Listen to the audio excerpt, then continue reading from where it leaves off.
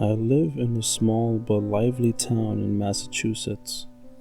Its local legends have fueled my love affair with the paranormal. It's a subject that fascinates me to this day. Coupled with insomnia, this passion led me to spend many a night at the nearby cemetery, hoping to see a ghostly apparition while walking through to pass the time. These outings were unfruitful, void of all activity, supernatural or otherwise. My dream of stealing a glimpse at what comes after eventually subsided, but I continued to visit the graves. It was a place where I could collect my thoughts when sleep eluded me. One night, however, something changed. It was a dark spring evening. I was bored, couldn't sleep, and felt the need to do something outdoors in the cool night air. As it so often did, the local graveyard called out to me. I obliged, unable to resist the allure of its calming nature. Sometimes, I was even tempted to set up camp there and sleep amongst the dead. Knowing this would be frowned upon, and perhaps morbid, I settled for my walks. They were enough to make me at least somewhat wary by night's end. After a couple of hours there, I decided on one last stroll along the headstones in an attempt to become tired before heading home. Upon starting my walk, I noticed something. There was a light on in the groundkeeper's shack. It wasn't like him to be working so late. This wasn't completely out of the ordinary until you factored in the large gaping hole nearby, big enough for several caskets. It was a miracle I hadn't fallen into it earlier in the night. Curious as to what the old man was up to, I crept over to the shack, making my way to the busted window on its side. What I saw was strange. Inside were 9 men wearing tattered blue shrouds, partaking in a makeshift feast. The main course was an oily red stew with a horrific smell that permeated the shack's walls and ventured up my nasal passages, tempting me to gag. The men winced when putting it to their lips, save for 3, a tall man at the end of the table, and the 2 sat beside him. When the feast was over, this tall figure stood up and addressed the room. "Hello, newcomers. Hope dinner has been to your liking." He spoke with a firm voice. It resonated throughout the shack and beckoned even me to listen. "Now that our bellies are full, Elijah will explain the rules of your impending trial." I listened closely.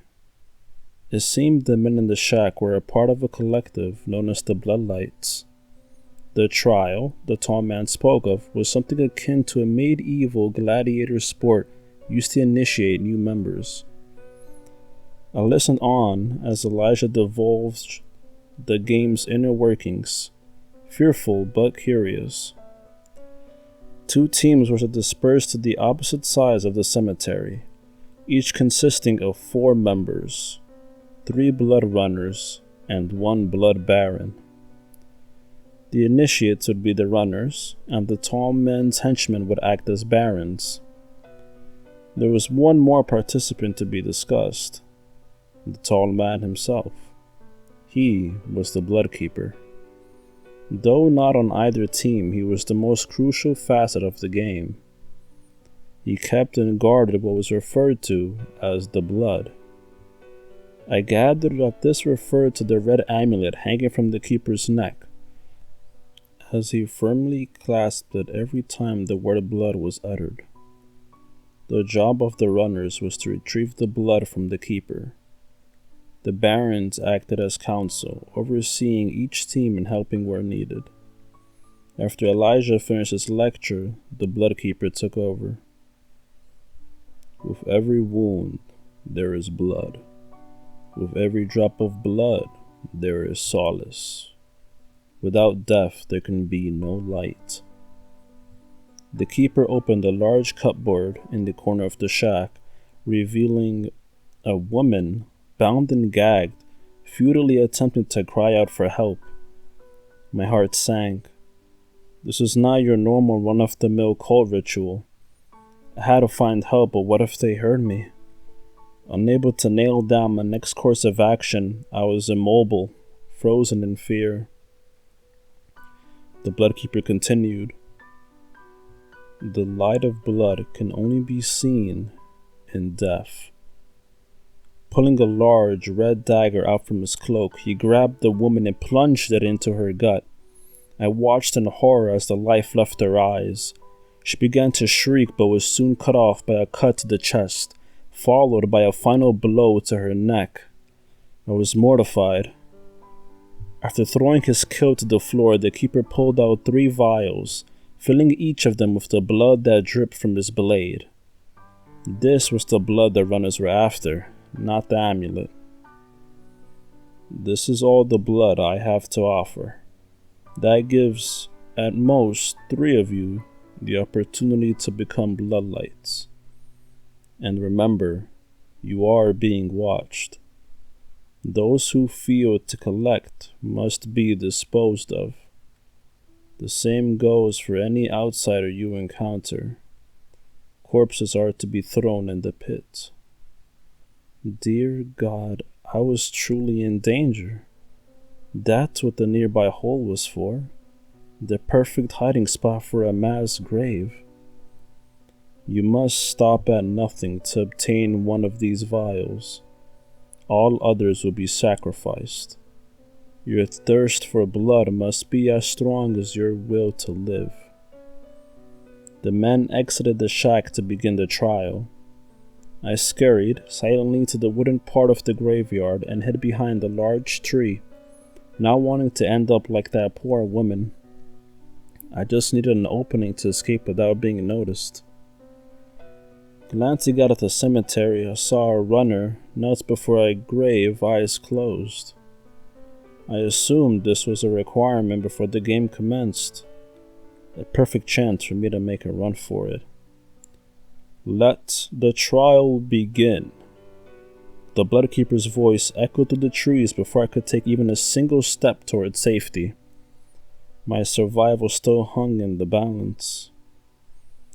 Using a moonlit pool of water by my feet as a reflective surface, I watched as Elijah and 3 runners strategized just 10 yards from my position. My heart was pounding so hard I was worried they would hear it. Between the beating in my chest and the conspiring whispers that filled the forest, my ears were consumed with an unsettling symphony of torture. Just when I couldn't bear another moment, silence cut through the brisk night air like the keeper's dagger piercing that woman's skin. A chill then burrowed into my spine. The puddle's reflection bore no cloaked figures. Peering out from behind the tree confirmed that they were gone, or at least nowhere to be seen. This was my chance. Looking off into the distance, I saw a tomb by the main road, maybe 100 yards away. It would provide the perfect cover to escape towards civilization, but there was no way I could waltz over there without being seen.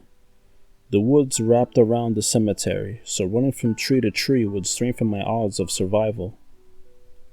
I took a deep breath and braced myself.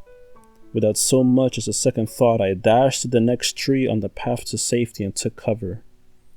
I then gathered my wits and surveyed my surroundings. No cloaks in sight. I sprinted to the next tree and took another glimpse out at the world. The coast was still clear. As I was about to take off in the direction of my next hiding spot, panic set in as my feet inexplicably left solid ground. My blood ran cold as I was lifted into the air by some unseen force. The next thing I knew, my body was hoisted up and placed atop a tree branch. There, I was greeted by the unnerving sight of my captor, a blood runner. I didn't scream or try to get away. It would be no use. I sat there in terror and exhaled what I thought would be my last breath. Instead of gutting me, the man spoke. "What's your name?" I was too shocked to respond. "Come on now. Who are you?" He spoke clearer this time, revealing a slight English accent. Look, I noticed you at the window over there, eavesdropping. If I wanted you dead, I could have killed you then. I want you to help me. Help you? I asked. Yes. I'm going to use you to my advantage. I take it you know what we're doing here, and you know the rules of the game? I nodded slowly, still shook. Good.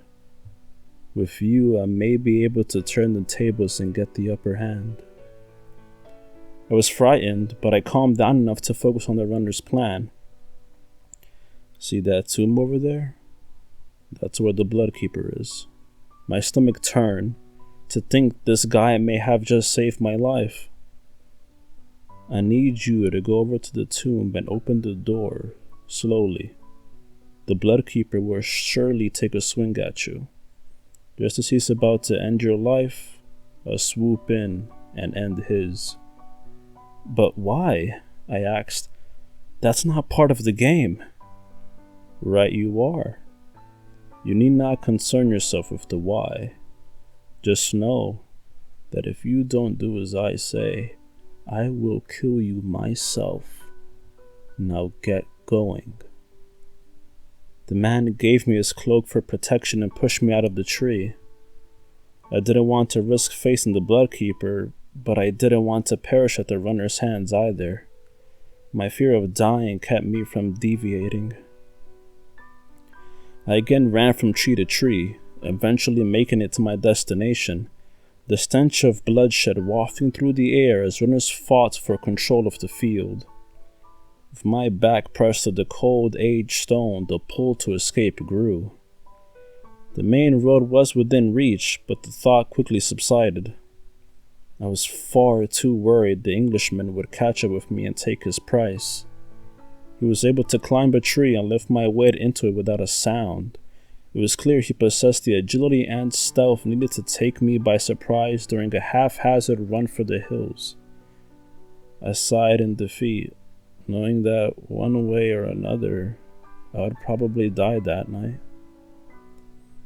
Mustering up every bit of courage I had left, I crept around the tomb and faced its door. My shaking hands reached for the rusted handle and pulled it towards me. Before its hinges could even creak at the motion, the door burst open, pushed from within. The force knocked me over, my head connecting with the unforgiving ground. The moments that came after remained fuzzy. The Bloodkeeper towered over me, half of his body in shadow, the other soaked in moonlight. A vision of death dared to steal the blood from my racing heart. My eyes grew wary and shut for an instant before opening to see another figure. I couldn't make out who was who in my dazed state, but one attacked the other, completely overpowering them. The prey in the scuffle fell to his knees before landing face first into the cold cemetery soil. The familiar sound of metal colliding with flesh rang through the air as the victor saw to it that the job was done. I prayed it was the Bloodkeeper being torn apart. Otherwise, I was a goner. My eyes shut again before unconsciousness finally took hold. Hey, are you alright? I heard an old man's voice as I came to. Are you okay? I opened my eyes to see who it was. The groundskeeper stood over me, holding a lantern to my face. What? How? Where are they? Where is who? He asked. You don't understand. I should be dead. The groundskeeper stared at me, confused, but then smiled. Come on. You'll catch cold out here. The groundskeeper, who I know now to be Pete, invited me into his shack. He prepared some food and tossed me a blanket to keep warm. Thankful and in need of an ear to fill, I told him everything, despite how I knew it would sound. I didn't describe the men by their given titles, but Pete seemed to know who I was talking about. Sounds like you had a run with the Bloodkeeper. That's him! How did you know? His spirit has been visiting these grounds for over 100 years now, I suppose. His spirit. Incredible. It was all a haunting. Something I always thought I wanted to experience firsthand. Pete and I talked for a long while. He knew all about the Bloodlights and their dastardly deeds. Apparently, they were a sadistic cult that formed in the 1800s, terrorizing the local community. Each Bloodlight initiation brought it with more disappearances. They used the cemetery as a space for their trials, burying casualties and sacrifices at the end of every night. After all, who will look for the bodies in a graveyard?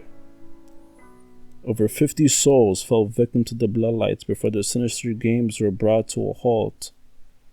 During their last outing, an Englishman infiltrated their ranks and killed the Bloodkeeper, avenging the death of his wife who had been murdered during one of their trials. Soon after, his disciples came forward, claiming to have been controlled by the Keeper's amulet, alleging that it had supernatural powers. No such amulet was ever recovered. After Pete explained everything, I sat in awe, dumbstruck by the whole ordeal. Had I relived that fateful night? Or did I time travel and help that man fulfill his goal? I may never know what happened that day, but one thing is certain. I will never visit another cemetery for as long as I live. Just in case the ghost of the Bloodkeeper is still out there, making his rounds.